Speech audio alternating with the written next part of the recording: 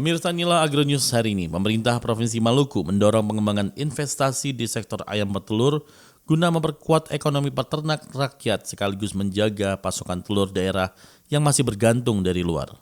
Berita selanjutnya, transaksi jual beli ternak di Kabupaten Agam, Sumatera Barat mencapai sekitar 7,48 miliar menjelang Idul Fitri 1447 Hijriah. Pemirsa, selain dua berita utama, kami akan menyampaikan beberapa berita singkat hari ini.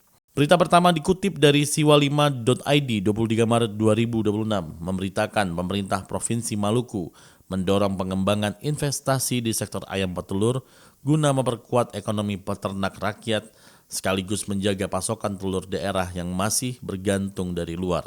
Upaya ini dilakukan melalui pembukaan peluang investasi dan ekspansi usaha peternakan, termasuk rencana penambahan hingga 200.000 ekor ayam petelur oleh investor, serta dukungan penyediaan pakan berbasis jagung lokal untuk memenuhi kebutuhan yang terus meningkat, terutama seiring program makan bergizi gratis atau MBG dan pertumbuhan aktivitas ekonomi di wilayah tersebut.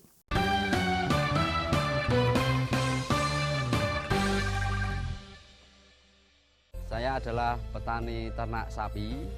Saya sudah biasa menggunakan produk Eka Farma selama 6 tahun. Produk yang biasa saya gunakan adalah Dokoh. Saya menggunakan produk Eka Farma 2 tahun. Yang saya gunakan mineral kambing.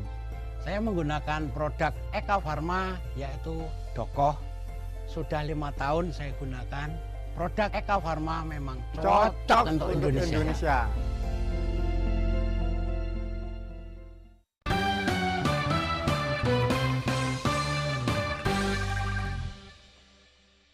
Dikutip dari radarsumber.com 24 Maret 2026, memberitakan transaksi jual beli ternak di Kabupaten Agam, Sumatera Barat mencapai sekitar 7,48 miliar rupiah menjelang Idul Fitri 1447 Hijriah.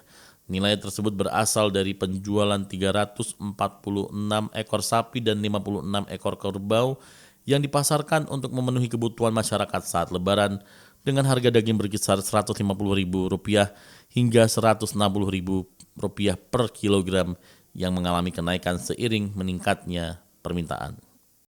Berita selanjutnya dikutip dari kompas.com 24 Maret 2026 memberitakan lonjakan ekspor komoditas perkebunan Indonesia belum sepenuhnya berdampak pada kesejahteraan petani karena masih didominasi produk mentah dengan nilai tambah rendah.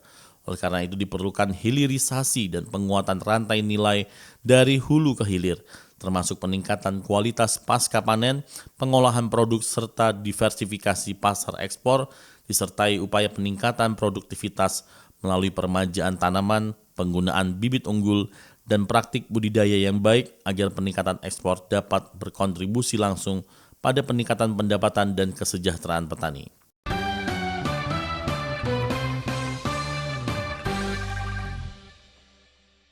Saya adalah petani ternak sapi. Saya sudah biasa menggunakan produk Eka Farma selama 6 tahun. Produk yang biasa saya gunakan adalah Dokoh. Saya menggunakan produk Eka Farma 2 tahun. Yang saya gunakan mineral kambing. Saya menggunakan produk Eka Farma yaitu Dokoh.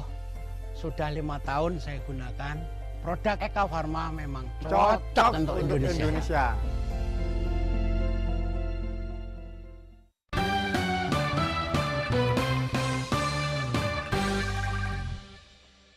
Berita terakhir pada hari ini dikutip dari agricom.id 25 Maret 2026 memberitakan cuaca ekstrim akibat perubahan iklim menjadi ancaman serius bagi sektor perkebunan nasional dengan pola hujan dan suhu yang tidak menentu, berpotensi menurunkan produktivitas komoditas seperti kopi, kakao, kelapa sawit, dan tebu. Untuk mengantisipasi hal tersebut, Kementerian Pertanian memperkuat strategi adaptasi dan mitigasi, antara lain melalui penerapan budidaya adaptif, penggunaan benih unggul tahan cuaca ekstrim, konservasi tanah dan air, serta pendampingan intensif kepada pekebun.